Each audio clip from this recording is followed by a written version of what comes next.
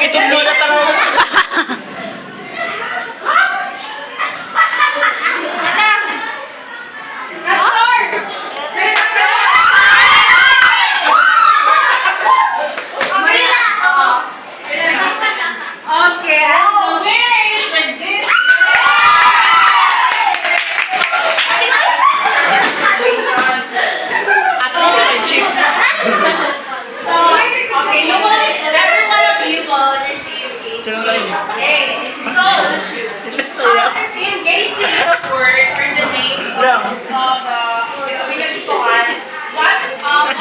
Your determiner to guess the word. Identity. Yes, because their identity. Because of their identity.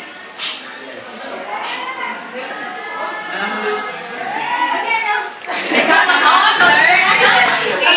So, and that's what we will talk about this time, the social identity. And also, we do not know that katong belong ni Jacob, Nathalie, Chris, and Anna. So, you guys won't determine that it was Ma'am Carla. And also, here, they won't recognize, they won't identify. Gusto ko lang kata-kata. Hindi nila mag-guess if John Ray don't know who's that person, diba? So, you identify that person because of the identity. And now, so this topic, at the end of this topic, we will be able to answer these 3 questions that I prepared. So, have you ever asked yourself what kind of person you are, or are you? So, have you ever asked yourself what kind of person you are? Diba all the time we always ask, alam mo pa ako ng klase ng pagkatao, diba? And then the second question, how do people see you as a person or individual? Maka-question baka mo sa yourself. Just like me, now, I am standing here and I don't know what's on your mind na si Nathalie kay on yung silingan. So, I always ask myself like that. And the third question, how do you see others as a person? So, as you, how can you see that person? Andre, diba? At the end of this discussion, we will be able to answer these questions.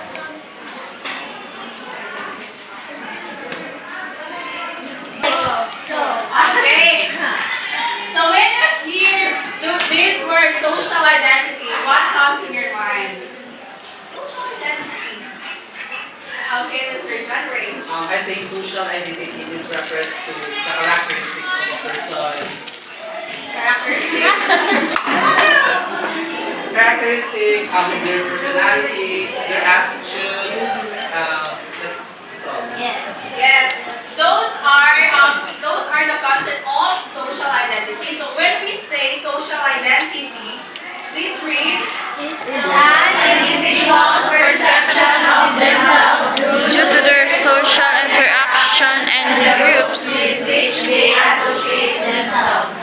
Yes, from the word social. So there is a presence of interaction. There is a presence of socializing of other people. So social identity, the highlight word here is individual's perception of themselves. So it means it is your own perception on how on what kind of person are you when you interact with other people. Just like an example, do you agree with this that at home you are very extrovert, but when you are in the public or in a group of people socializing, you become introvert, diba? Yung masipag ka, it depends on the people on your individual. Okay, yes. And then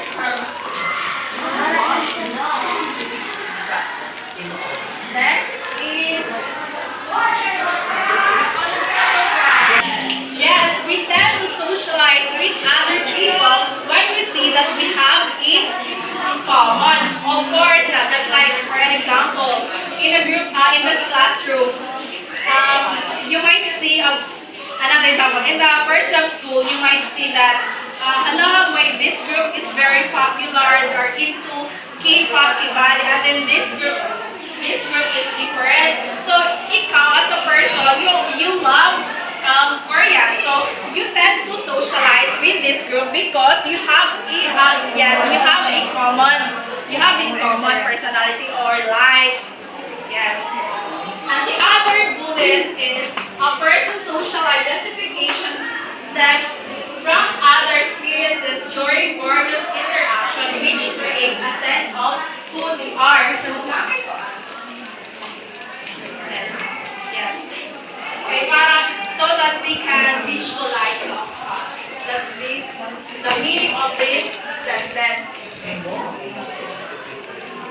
So, what is STEM? Diba? Now, a person's social identification stems from their experiences. So, our identity, personal identity or social identity, stems from their experiences. So, our example is our social identity. Social identity. It stems because of your experiences, and it creates a sense of who you are. So that means that, example, you have this. Because of your experiences, it creates who you are. Like for example, in the house, you are not really into doing parties. What do you call it? Party. But because of in the school, because your classmates are very party girls or party person, so because of your experiences, na influence, you adopt their personality, and that creates who you are. And then, di ba, we oftentimes, pwede makakadaw nakita natin, talagang bakit sa bayan sa dako? Di ba? We have, just like what I've said now, we have in common.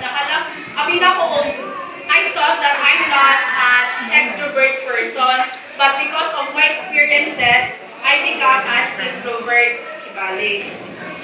So, because of our experiences, it creates of what person we are. Next.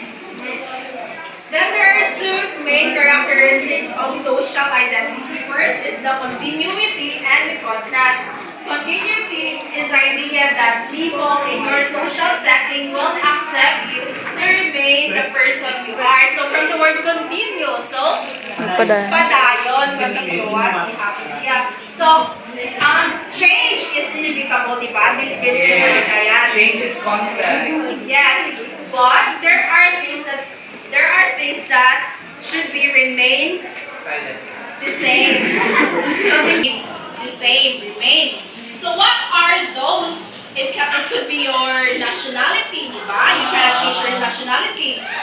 So even you interact with me, you still Filipino, right? Even you will go in other countries, you are still Filipino. And also ethnicity, even kung ato ka na America, you are still Manubo. Right? Even if you dress like a K-pop, you are still Manubo. Pero change ang citizenship. Yes. Pero identity. Pero your nationality is still Filipino. And another thing is your language. And next is the contrast. This is kapalitan with a continuity. Asserts that an individual's social identity separates them from the rest of the people. So even you socialize with them, you still stand alone, you still stand out because of your uniqueness. Example, sa language ka, Karin, even she socialized with us, her classmates, her language will stand out, is unique. Yeah, mga jaon. So that are the two main characteristics of social identity. It could be continuity and contrast. Nathalie.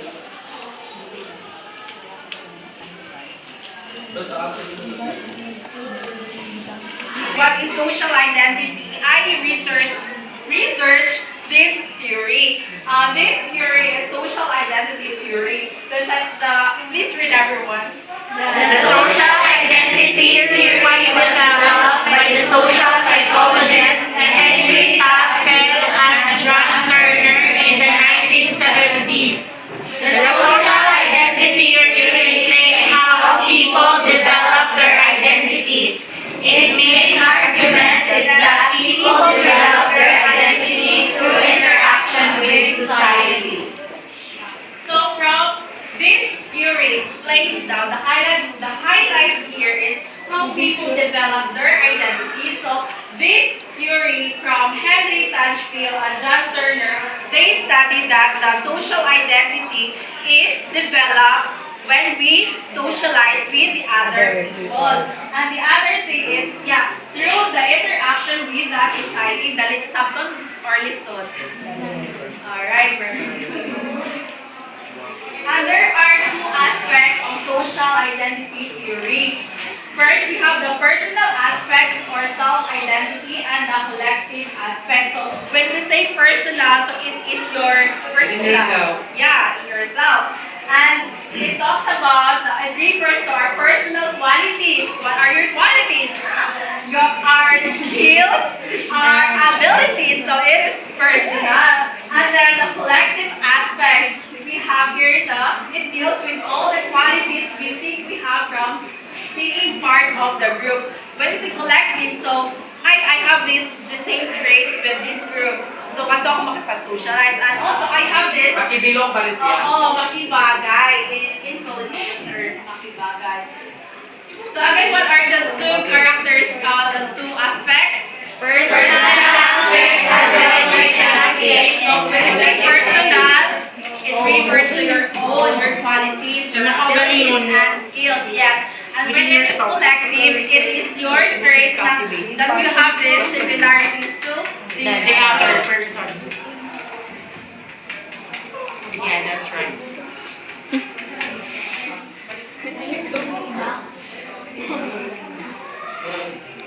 And there are three social identity theory stages. Yes. Please read. Taffel and Turner propose that there are three mental processes involved in evaluating others as us or them. For example, in group and out group. These take place in a particular order. So when we say in group, what is it? In group, you are part of this. That means angel. For me, mom, it is part of a group. Yes, you are in a group that's, you identify yourself within that group. And how about the out group? Dili belong. Yeah, how does it feel? Sa feel? Huwag mo karapatan sa isa ka grupo. Out of place. Out of place. Yes. You have an idea what that is. Huwag mo tumong sa isa ka Not grupo. belong. Yes, that's right. So those So those are the groups that you don't identify. So idea ako nga sa billion sila para sa akin na group. Yes, that's right. So there are three I know, right? stages. And you are not belong here. There are three stages. First is the categorization. So when after we mamukwas na, di ba? We categorize our roles. This is for school, this is babae, pakatulog, panlakaw. So, what is the purpose of that? May identity. Kasi pangalan para makacheck.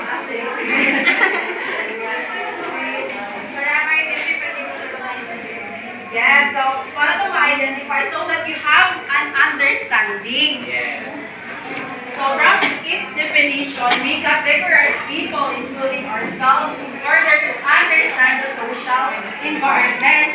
We oftentimes categorize the person as the, for example, this person this group is white, this group is black, this group is Muslims, this group are Christians or Catholic. Yes, that is an example of social categorization. We categorize people according to their cultures. Yes, not only the cultures, but Perspective. no, the commonality body. Vision and mission.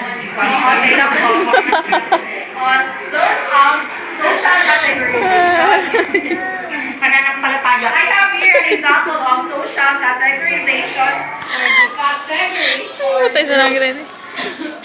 lang pa ni Janet kay na is culture. Yes, let's see if there is culture here. First is gender. You know what is gender, right? Yes, our Yes. social rule in this. Yes. It can be woman, man, transgender, boy, girl, femme, or gender queer. Then we have sex. Sex is what? Best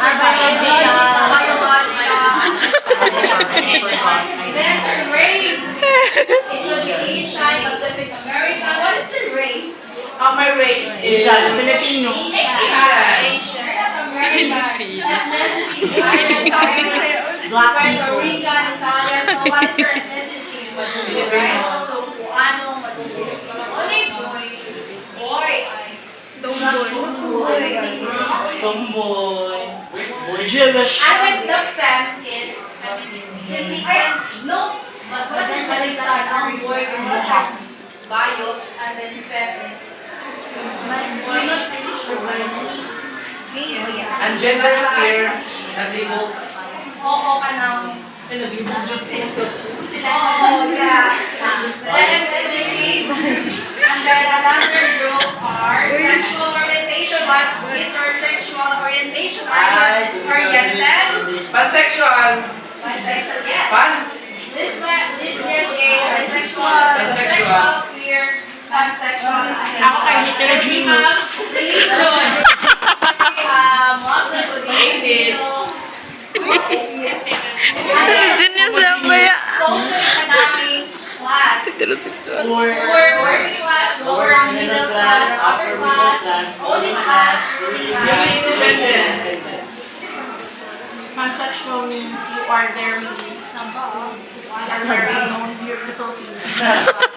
Pansexual kay... Asexual, wala yung sexuality na ibig ko. Hindi siya ma-attach sa babae, sa tumboy, sa lalaki, sa babae, di ba? Ano sa pansexual o asexual? Are you Asexual. Ang pansexual, Ang bay. hindi pansexual. Asexual. Yung mga homosexual, hindi na yung ma-attach. pansexual means pan. Kada mo na yung tanah. Pansexual. I don't know this, but we have here. Do we have cards? Yeah! Yes, Manolo. Again, Manolo. Yes. Then Malguru. the last is body size. Huge. So there are actually What? Gao na sa kayo, day ay. those are just example of social categories. Or groups. You can also make Natural just like ang height sa, di ba? I mean, Yes. group is mga kanda, is group are tall. So it's Agay, sakit. equal rights. Then the next stage is social identification. We adopt the identity of the group we have categorized ourselves as belonging to. So after we categorize the people, just like me, I categorize myself as a student. So I should act on what my society expected, just like what Ma'am Carla said about the social literacy, di ba? After you categorize yourself, I'm a student, so I should act as a student. Yes. Another thing is, if I'm a teacher, so of course I should act as a teacher. Next stage is social comparison. Once we have categorized ourselves as part of a group and have identified with that group, we then tend to compare that group with other groups. Sakto din. Sakto. Yes. After we categorize ourselves, we identify ourselves, we sometimes compare our group to the other group. Diba? And this will lead to what? Competition. Kaaway. Yeah, but there might be Libang-libang. yeah, a rival. Very good. It will lead to prejudice, and because the other group think that we are best from the other. So, magkunaw na sila, ay, we are rival. So, it will lead to critical na dayon. Rival. But as a teacher, do you will let the students have in groups?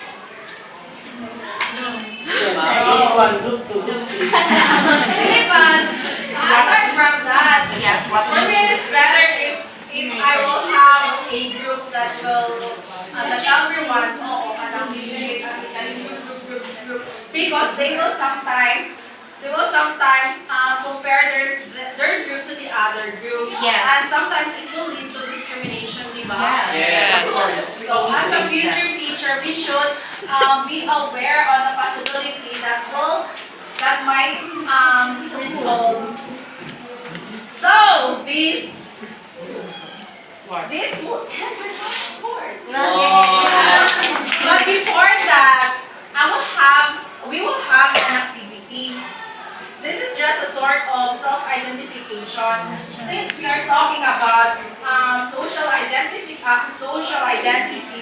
we will assess ourselves what kind of person we are, diba? If one but lang, maybe I am too OA na ba yan? I am too feeling close. So this time, we will assess ourselves on what kind of person we are.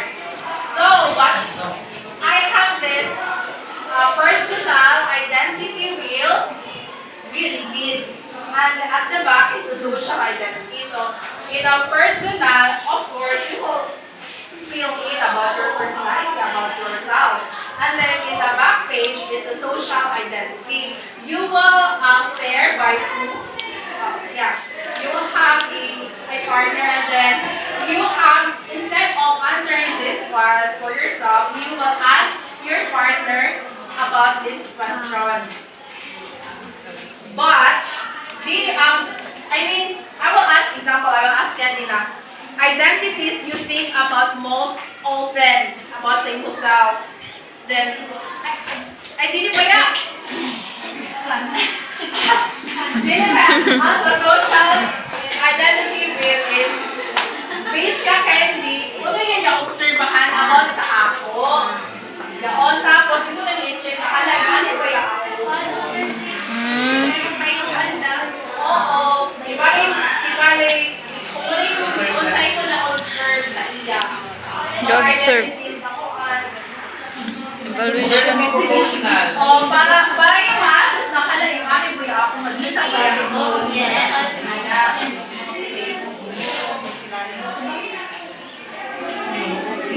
Boy, ang sa midterm. So are you all done? Yes!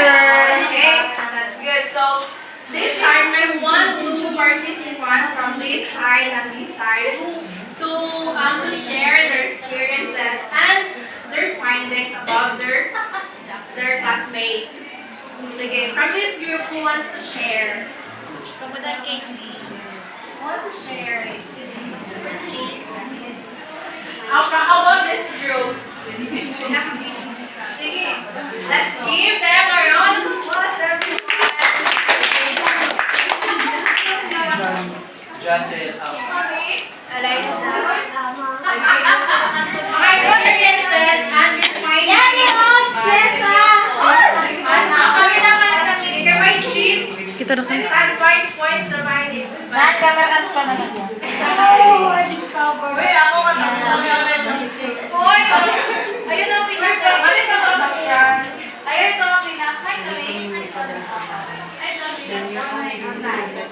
Ay, magbasi, mali pa sa akin ka. Uy, nasa tipo na, summarize na lang. Kulay mo na, kumasa na. Ay, okay. So,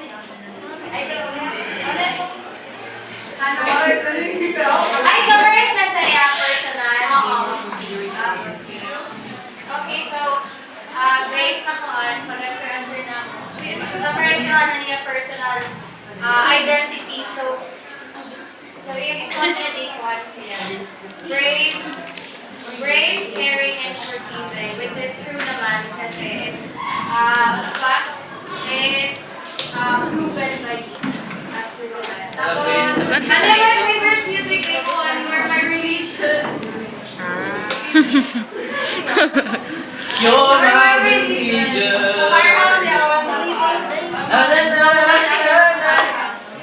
And share ko sa inyo yung personal motto. Never be the person that others want you to be. Agree ka mo? Yes. Tapos, ano ba? Ano ba kung nasa inyo? Saya, sa likod na, sa buwan. Tignan na, hindi na maangot. Sino yung nag-answer ini? Kuwan kaya. Sa isa ko balik. Sa imo.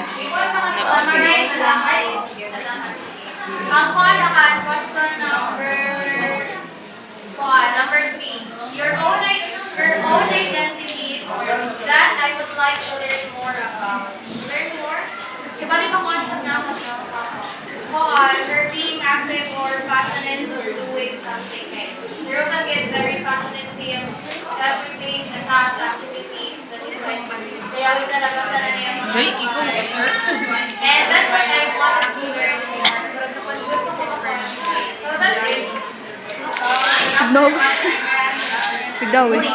So, summary na Tignan.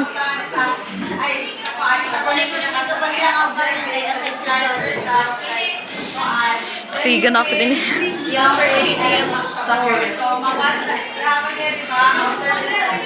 Suck your wrist.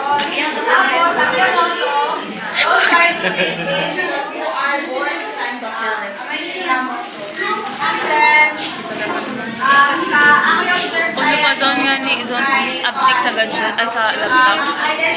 To enhance mo.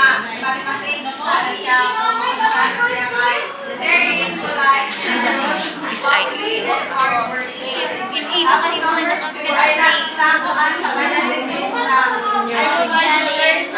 In di ba? In music.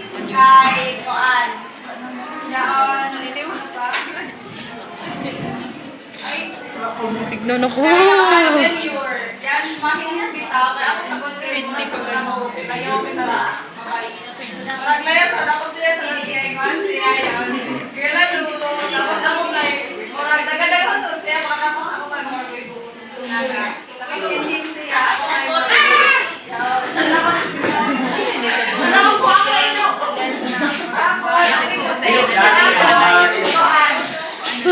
Tignan mo eh. She nurturing versus herself kay being generous o bubbly. Si Alay, generous bilis tanan. Tapos, si Baka Kala ko nila kayo hindi kanina. Tanduha ka ba? Tapos, I don't know why. tapos, mabulitan siya, no? Mapasok niya si Mama sa Alay. Mabulitan siya. Tapos, pasok siya. Ang greatest effect on how others kaya ako sa una sa akin. Ang doon.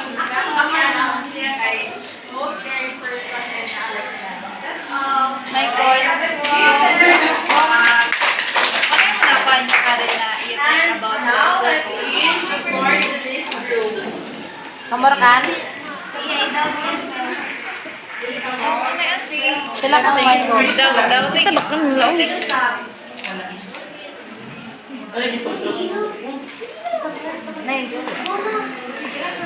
Gan ka mo ni Juice. Agay, gabit jukit. Sa dilista ni Nathalie 3-A, so she described herself as kind, sweet, and humble, the caring, or kanang hardworking. So, ang skill ni Nadia is good.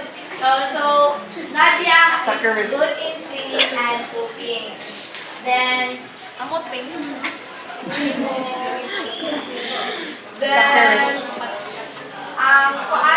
Tapi ada ka. ang favorite ni Nadia is more on Christian songs. So, ang guma mo, working is lang, imo lang, beginner, and outro lang. Then, Kabugat lagi na cellphone. identities you think about most often. We can say that Nadia is cheerful and eager. Then, she is also talkative, and the identities she would like to learn more about is to enhance your communication skills. And then, her strongest effect on how you perceive yourself Tok no is anyone? she wanted to be kind. I talk no one, bulok. Her greatest effect on how others perceive her is being kind. Ay, guro. Then, ayaw mong pansin. So, that's all. So, good afternoon, everyone. So, let me answer. So, kita sa ginagawa na she is chubby, then sabi siya ka-cute, no? Grabe ka Korean. Ang mata. Niya mga is grabe ka. Grabe ka, brilliant. Grabe ka. Chinita. Then, grabe siya ka. Hardworking and grabe siya ka. Then, for going as a siya. Then, ang favorite niya is the song. Then, favorite movie niya is about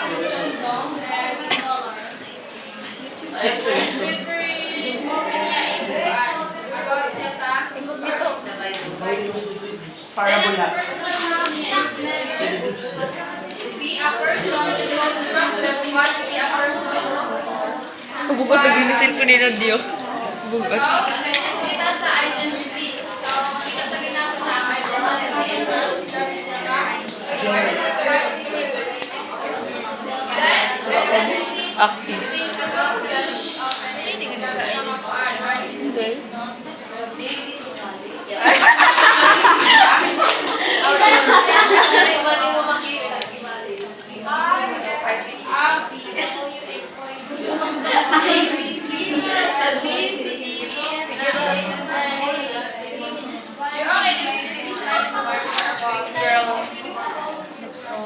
Be quiet.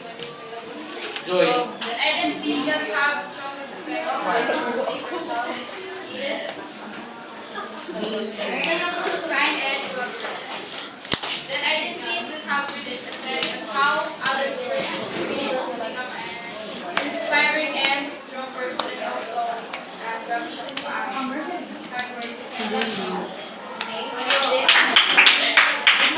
others.